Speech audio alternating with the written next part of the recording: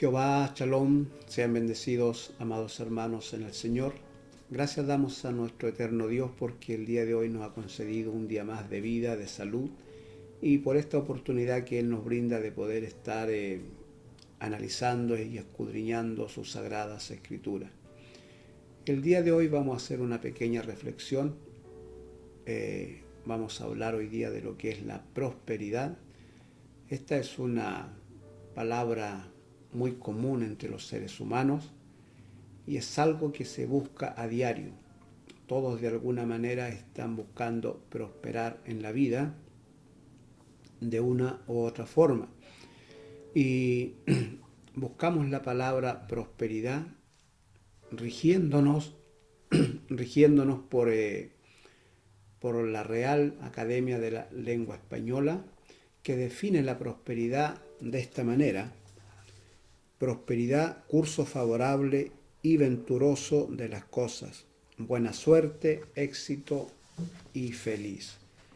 Así define la Real Academia de la Lengua Española la palabra prosperidad, y por esta interpretación de la palabra prosperidad nos regimos la mayoría de los seres humanos. Definiendo la palabra prosperidad como el bienestar, riquezas y bienes materiales. Y de allí, ¿no es cierto?, esta prosperidad muchos la relacionan con la buena suerte. Entonces algunos atribuyen lo bien que le va en la vida a la buena suerte. He tenido buena suerte en la vida. Otros dicen, he tenido mala suerte, no me ha ido bien. Atribuyen entonces el bienestar o las cosas materiales, las riquezas, la adquisición de cosas materiales, la atribuyen a la suerte, como así lo define la Real Academia de la Lengua Española. Y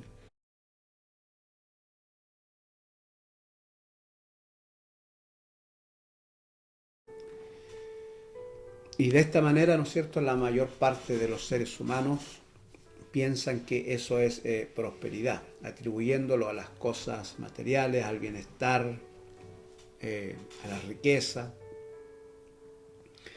Pero nosotros acá vamos a hablar de la prosperidad basándonos cómo define la prosperidad la Biblia, las Sagradas Escrituras. Y para ello, ¿no es cierto?, tenemos que indagar en los idiomas que se escribió las Sagradas Escrituras, donde la mayor parte de la Biblia fue escrita en hebreo y parte en arameo, ¿no es cierto?, otra parte en griego. Y vamos entonces, ¿no es cierto?, a tener que buscar esa palabra más original que menciona la Biblia como prosperidad. Es por ello que yo los voy a invitar a que abramos nuestras Biblias en la tercera epístola de Juan, que solo tiene un capítulo, así que la tercera epístola de Juan, en el capítulo 1, verso 1 y 2, vamos a leer, donde dice lo siguiente: el anciano Agayo, el amado, a quien amo en la verdad. Amado, yo deseo que seas prosperado en todas las cosas y que tengas salud, así como prospera tu alma. Lindo deseo, ¿no es cierto?, para un hermano. Aunque no se sabe a ciencia cierta quién era Gayo, porque aparecen varios personajes, sobre todo en las cartas del apóstol Pablo, mencionando a un hombre llamado Gayo. No se cree que sea el mismo el que está mencionando el apóstol Juan acá en su epístola, porque ese era un nombre muy común en aquel entonces no se sabe en realidad quién era este hombre, solo por lo que menciona Juan acá, que era una persona fiel al Señor, una persona muy hospedadora, una persona que practicaba o se esforzaba por practicar los mandamientos del Eterno, por hacerle bien a su prójimo. Y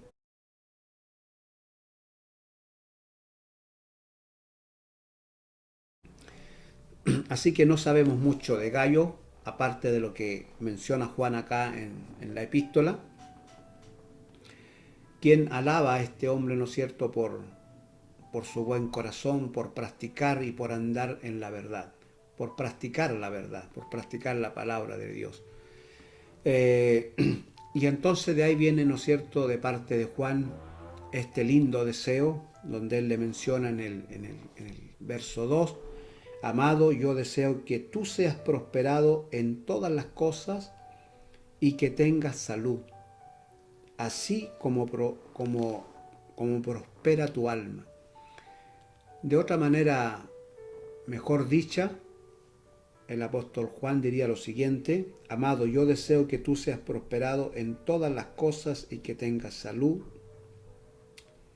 en la misma proporción que prospera tu alma. Y eso ya nos hace pensar, ¿no es cierto?, y nos hace meditar cómo se veía la prosperidad, cómo la analizaban ellos, en este caso, cómo la veía el apóstol Juan. La prosperidad. Acá, si nos regimos por la lengua española, ¿no es cierto?, como la define, y como la mayoría de las personas piensa con respecto a la palabra prosperidad, con bendiciones materiales, con bienes materiales, con riquezas. Pero la palabra prosperidad en realidad en el hebreo es mucho más que eso. La palabra prosperidad en hebreo abarca no solo bienes materiales, los bienes materiales como secundario, pero lo primordial de la palabra prosperidad o del sentido que le da el idioma hebreo tiene que ver más bien con mi vida espiritual, con mi relación con Dios, con mi madurez espiritual, tiene que ver con mi salud física, con mi salud mental, tiene que ver con mi salud emocional, tiene que ver con el bienestar de mi alma. Eso abarca lo que es prosperidad. Y la parte material y la riqueza pasa a un segundo plano. De ahí que nuestro amado Yeshua, ¿no es cierto?, enseñara y dijera: buscad primero el reino de Dios y su justicia, que los bienes materiales son cosas que se añaden o son cosas que vienen detrás de ustedes cuando ustedes buscan el reino y la justicia. Y así también lo entendía, ¿no es cierto?, el apóstol Juan, cuando le desea al hermano Gayo, a un hermano que practicaba las leyes de Dios, un hermano que se esforzaba por practicar, ¿no es cierto?, la hospitalidad, el bien para su prójimo. Juan lo felicita y le hace este buen deseo: yo deseo que tú prosperes en todas las cosas y que tengas salud, en la misma proporción, ¿no es cierto?, que prospera tu alma. Cuando nosotros hacemos prosperar el alma, la vida espiritual, cuando nos esforzamos por estar en una buena relación con Dios, cuando maduramos espiritualmente, cuando nuestras emociones se estabilizan, cuando todo anda bien de adentro, ¿no es cierto?, empieza también lo de adentro, eso bien de adentro, de andar bien en el espíritu, empieza a sanar mi carne, empieza a prosperar, empieza a florecer. La prosperidad de mi alma empieza a tirar esa energía hacia afuera, todo eso bueno hacia afuera, y atrae para mi vida cosas buenas. Y se apegan a mí entonces estas bendiciones, estas añadiduras que mencionó nuestro amado Yeshua en su momento, enseñándole a los apóstoles, ¿no es cierto?, y a la multitud, que Dios tiene cuidado de nosotros y que Él sabe qué cosas necesitamos. Y cuando andamos bien del alma, del espíritu, cuando somos prósperos del alma de adentro, que allí empieza la verdadera prosperidad. Esa prosperidad que está dentro sale hacia afuera, esa energía positiva, esa energía buena, empieza a sanar incluso nuestra propia carne y empieza también a atraer como un imán estas bendiciones que se apegan a mi vida. Así que Juan no estaba equivocado en el deseo que le estaba deseando a su hermano Gallo. Yo deseo que tú seas prosperado en todas las cosas y que tengas buena salud. De la misma manera o en la misma proporción que prospera tu alma. Interesante. Interesante, ¿no es cierto? Vamos a ver la palabra prosperidad desde el idioma hebreo. Tesalash. Así se llama la palabra prosperidad en hebreo, que fue traducida al castellano como prosperidad. Pero en hebreo es tesalash. ¿Qué quiere decir tesalash en hebreo? Abrirse camino, pero principalmente quiere decir empujar hacia adelante. Mire qué interesante el sentido que le da el idioma original de donde se escribe la palabra prosperidad. Bíblicamente, de donde viene la palabra prosperidad. Empujar hacia adelante. De ahí, ¿no es cierto?, que una persona que se esfuerza, que madruga, que trabaja, ¿no es cierto?, comienza a prosperar. Si se esfuerza. Pero prosperidad también tiene que ver primero, como decíamos, con lo que es el alma, con mi bienestar emocional, con mi vida, con mi madurez espiritual, con el bienestar de mi alma. De allí nace todo, de adentro hacia afuera. Y esta palabra empujar hacia adelante es súper interesante, porque nosotros, como tenemos o nos regimos por la lengua española y por sus definiciones a veces, en este caso de la palabra prosperidad, y nos olvidamos de la prosperidad del alma y nos regimos por la prosperidad física, por los bienes, por la riqueza. Y la gente se afana en estas cosas, buscando esta prosperidad externa, la prosperidad externa. Todo el mundo se esfuerza y empuja hacia adelante, ¿no es cierto?, por obtener una buena casa, un buen vehículo, un buen trabajo, y estudian una y otra carrera a veces, ¿no es cierto?, para conseguir un trabajo, un sueldo, un trabajo mejor, un estatus de vida más alto. Y así, ¿no es cierto?, va buscando este tipo de prosperidad, olvidándose de la prosperidad del alma.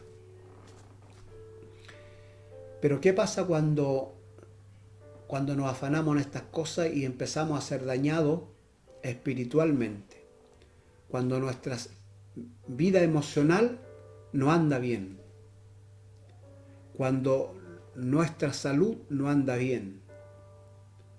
Cuando el bienestar de mi alma no anda bien. ¿Qué pasa con eso? Y empezamos a veces a buscar ayuda. Porque estas cosas nos enferman físicamente. Cuando nos afanamos en estas cosas materiales, en esta prosperidad física, nos dañamos físicamente. Y de pasadita dañamos lo interior. Cuando ya todo está dañado, ¿no es cierto?, muchos buscan ayuda y ya no hay ayuda a veces física que nos puedan ayudar para sanar nuestras emociones, para sanar el bienestar de mi alma, para sanar mi relación con Dios, para sanar mi vida, mi madurez espiritual con Dios, que muchos ignoran y que muchos no la creen, hasta cuando ya empiezan a adquirir enfermedades no solo físicas, sino también a veces mentales. Y empiezan aquí los socorros y los gritos de auxilio. Y entonces tenemos que acudir para sanarnos espiritualmente al mundo espiritual. Y esto voy a explicarlo un poquito. Nosotros vivimos en un mundo físico, ¿no es cierto?, donde todo lo que podemos ver para nosotros existe, está presente. Todo aquello que no vemos, para algunos no existe, algunos no creen en un mundo paralelo al mundo físico que tenemos. Pero hay un mundo paralelo llamado mundo espiritual, que es paralelo al mundo físico que nosotros tenemos y donde vivimos, donde el Eterno nos puso. Y este mundo físico, imagínense lo grande que es. Solo pensar en nuestro planeta Tierra, imagínense las dimensiones que tiene, lo grande que es, ¿no es cierto? Y que aún no ha sido todo investigado en nuestro planeta. Es un lugar que todavía está en descubrimiento. ¿Para qué hablar del espacio? Imagínense solo los planetas que podemos ver al ojo humano, ¿no es cierto? Y todo el espacio, todas las cosas que hay en el espacio que también está en descubrimiento. Imagínense las dimensiones que tiene el mundo físico que el Eterno nos ha dado, donde nos ha puesto. Tremendo, grande, gigante, inalcanzable para nosotros hasta el día de hoy. Imagínese cómo es el mundo espiritual, si el mundo espiritual es más grande que el mundo físico. Imagínese los misterios que tiene el mundo espiritual. Y estoy hablando de esto porque nosotros tenemos una parte física, estructuralmente, pero también tenemos una parte espiritual dentro de nosotros. Aquí, ¿no es cierto?, las personas que no creen, que niegan esto, pero finalmente la mayoría en algún momento tenemos un contacto con un mundo espiritual cuando lo necesitamos. Muchas personas en la vida llegan a pedir ayuda espiritualmente. Los que hemos creído en Hashem, los que hemos creído en el Mesías, nuestro amado Señor Jesucristo, nosotros acudimos a ellos, porque Yeshua hizo la invitación: venid sobre mí, echar sus cargas sobre mí, todas sus ansiedades, pónganlas sobre mí. Pero ¿qué pasa con aquellas personas que no creen en estas cosas? ¿A dónde acuden? Acuden al tarot, acuden a las personas videntes que le llaman,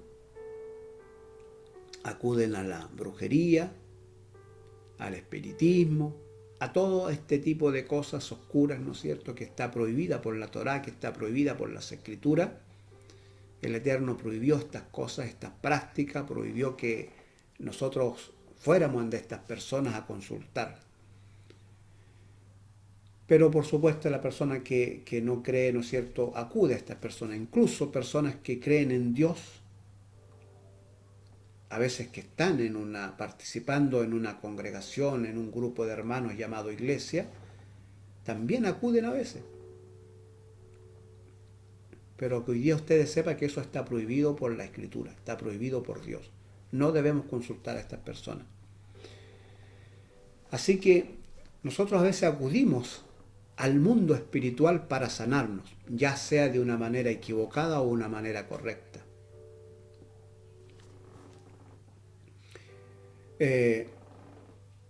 Pero acudimos al mundo espiritual, porque tenemos estos dos mundos: un mundo físico donde vivimos, donde el Eterno nos ha establecido, pero también hay un mundo espiritual.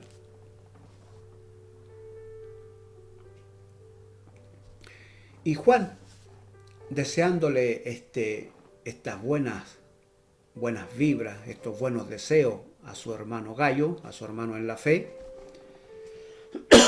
Juan le hace mención de estas cosas. Yo deseo que tú seas prosperado en todas las cosas. En todas las cosas. Él se está refiriendo a las cosas físicas. En todas las cosas. Y que tengas salud. En la misma proporción que prospera tu vida espiritual. Es decir, como prospera tu alma. Mire qué interesante, ¿no? Yo deseo que prosperes todas las cosas, de la misma forma como prospera tu alma. Porque es el alma la que debe prosperar y es el alma la que tira todo eso hacia afuera, esa energía, esa energía positiva. Es esa energía, amados hermanos, cuando prospera su alma, es decir, cuando usted está bien en una relación con Dios, es la que logra sanar incluso nuestra propia carne. Incluso nuestra propia carne. Y esa es por una parte. Pero dijimos que también prosperidad es empujar hacia adelante. Y empujar hacia adelante también significa cumplir propósitos. Sobre todo aquellos propósitos que Dios tiene con nosotros. A veces, amados hermanos, Dios nos empuja para hacernos cumplir el propósito que Él quiere que cumplamos. Dios, por ejemplo, puso propósitos para el hombre, propósitos generales para todos los seres humanos. Por ejemplo, cuando creó al hombre, el primer propósito que Él se los menciona, le dijo, ¿no es cierto? Ustedes van a dejar padre y madre y se van a unir a su mujer, a su esposa. Ese es uno de los propósitos que Dios tiene para el hombre. El otro de los propósitos era procrear, tener hijos. Hoy día, por ejemplo, esos dos propósitos que el Eterno le da al principio al ser humano, al hombre, es un propósito que hoy día está en cuestionamiento, que está en extinción, porque hoy día, ¿no es cierto?, se está enseñando a no casarse, a no contraer matrimonio, a veces a negarse, en algunos países a negarse a tener hijos. Hoy día muchas personas se prolongan o extienden esta posibilidad de tener hijos porque dicen que están estudiando una carrera y después estudian otra carrera y se les pasa el tiempo, ¿no es cierto? Llegan a una edad que ya es peligroso tener un hijo por tema de salud y a veces quedan sin hijos porque buscaron la prosperidad física, material, el bienestar, y con eso se quedan. Se olvidaron de la parte espiritual y se olvidaron del propósito, de uno de los primeros propósitos con la cual el Señor le dio al hombre al principio cuando lo creó. Empujar hacia adelante, como decíamos, significa también cumplir propósitos, sobre todo aquellos que tiene Dios con nosotros. Y uno de los propósitos mencionados en la Biblia, por ejemplo, que un hombre descubrió, dijo, ahora entiendo el propósito de Dios que tenía conmigo, por eso pasé por esto, pasé por esto, pasé por esto otro, ignorantemente, sin entender que el Eterno me estaba empujando para cumplir un propósito conmigo. A veces tenemos propósitos generales que el Eterno nos dio a todos los seres humanos, pero a veces el Señor tiene un propósito con cada uno, un propósito especial a veces. A veces el Señor te puede usar para sanar a una persona, y a través del tiempo te preparó para eso hasta que cumple ese propósito.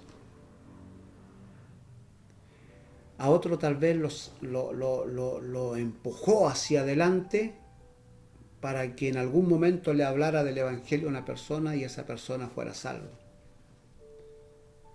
Yo aquí voy a hablarles de uno de los casos, quiero traerlo a la memoria. Génesis capítulo 45, la vida de José, que por lo demás usted seguramente debe conocer la vida de José.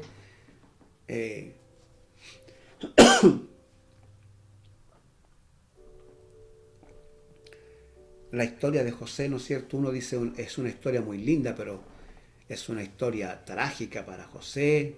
Nosotros decimos muy linda porque conocemos el final.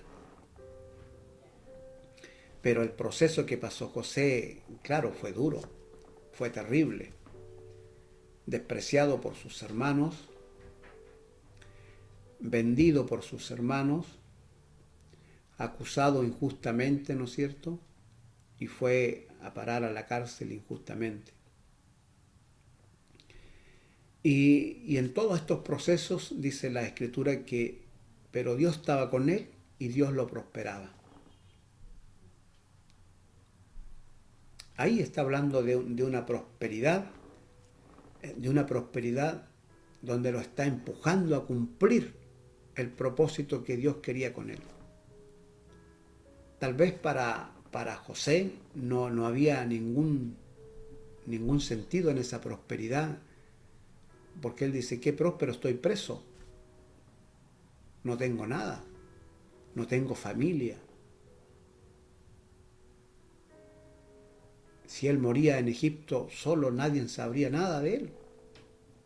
De hecho, ya para su familia estaba muerto, para sus padres estaba muerto. Eso fue lo que le dijeron sus hermanos a sus padres. Jacob, su padre, él siempre pensó que estaba muerto.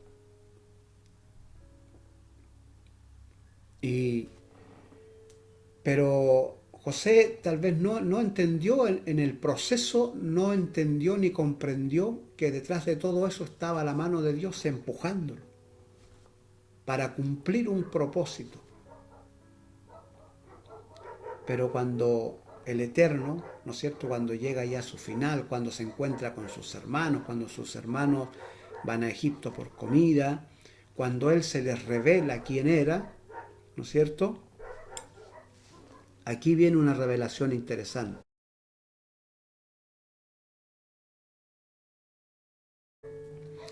Aquí viene una revelación interesante porque en el capítulo 45 de Génesis, en el verso 5, mire lo que le dice José a sus hermanos cuando se les revela y le dice que él es José.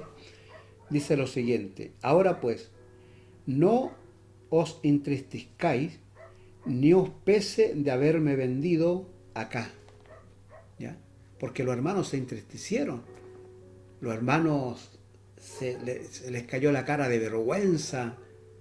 Ya tenían otros pensamientos, ya habían madurado, ya sabían que lo que habían hecho estaba completamente malo, ¿no es cierto? Que se dejaron guiar por el odio, por la envidia, por los celos. Y los celos y la envidia los engañaron, ¿no es cierto? Y le hicieron hacer esta torpeza de vender a su hermano. Pero mire cómo los consuela José, le dice. En el capítulo 45 de Génesis, en el verso 5, José los consuela, le dice: ahora pues, no os entristezcáis, ni os pese de haberme vendido acá, porque para preservación de vida me envió Dios delante de vosotros. ¿Escuchó bien? Ustedes no tienen nada que ver aquí. Ustedes fueron usados. No se pongan tristes. No les pesa haberme vendido, porque detrás de todo esto estaba el Eterno empujándolos para que se cumpliese el propósito en mí. Él me trajo aquí para preservación de vida. Ese era el propósito, para que pudiéramos vivir todo. Mira lo que le dice en el verso 8. Así pues, no me enviasteis acá vosotros, sino Dios. Mire lo que entendió José. Ustedes no me enviaron acá, aunque ustedes me vendieron y todo eso, pero yo hoy día entiendo que el que me envió acá fue Dios. ¿Ya? Así pues, no me enviasteis acá vosotros, sino Dios, que me ha puesto por padre de Faraón y por señor de toda su casa y por gobernador en toda la tierra de Egipto. Mire qué lindo. Por eso nos decimos hoy la historia de José muy linda, ¿no es cierto? Porque ya conocemos el final. Pero para José en el proceso no fue fácil, fue difícil. Y al final de todo, ¿no es cierto? José entiende que detrás de todo esto estaba la prosperidad. Es decir, alguien lo estaba empujando a cumplir un propósito. Y en este proceso, José se aferró al Eterno, se aferró a Dios, a la fe, y no lo abandonó. Aún que estaba pasando por toda esta situación, cualquiera diría, Dios me abandonó. ¿De qué sirve que yo, ¿no es cierto?, me cuide o me conserve o haga cosas buenas si estoy en el abandono por el Eterno? Sin embargo, él no quiso ceder al mal con la esposa de Potifar. Y en cada cosa que se le presentó para pecar, él se negó, pese a que estaba pasando todo aquellas penurias, ¿no es cierto?, que parecía que cada vez que le pasaba algo malo, parecía que qué más malo le podía pasar y venía algo más malo sobre él. Pero Dios estaba con él, dice, y Dios lo prosperaba. Y a veces nos suele pasar, estamos pasando situaciones difíciles, complejas a veces. Pareciera que Dios nos abandonó. Pero si somos prósperos del alma, si buscamos tener una buena relación con Dios, si buscamos estar emocionalmente bien con Dios, amados hermanos, en un momento el proceso terminará. Y esa energía que tuvimos en el proceso de estar bien con Dios saldrá hacia afuera a lo externo como un imán y traerá las bendiciones sobre nuestra vida. Y así funciona el mundo espiritual. Así funciona la vida espiritual, paralela al mundo físico que tenemos. Muchos podrán ignorarla, muchos podrán no hacer caso de ella, pero ahí está, funcionando para nosotros, para bendecirnos. Así que, amados hermanos, esta reflexión de la palabra prosperidad, no se olvide, no es solamente bienes materiales, eso es lo secundario. La verdadera prosperidad empieza en el alma, y es el alma que tira esa energía hacia afuera, que hace que las cosas, los bienes de este mundo se nos peguen a nosotros, no enriqueciéndonos, porque no es el propósito de Dios ser más rico que el otro. No es la intención del Señor llenarnos de bienes materiales. La intención del Señor es darnos lo que necesitamos. Porque Él sabe qué cosas necesitamos y Él tiene cuidado de nosotros. Así que, amados hermanos, así funciona esta vida espiritual. Y así funciona la prosperidad. No mida su prosperidad por las cosas materiales, mídala por las cosas espirituales. Cuando tenga una buena relación con Dios, cuando tenga una madurez espiritual con Dios, entonces diga, yo soy próspero.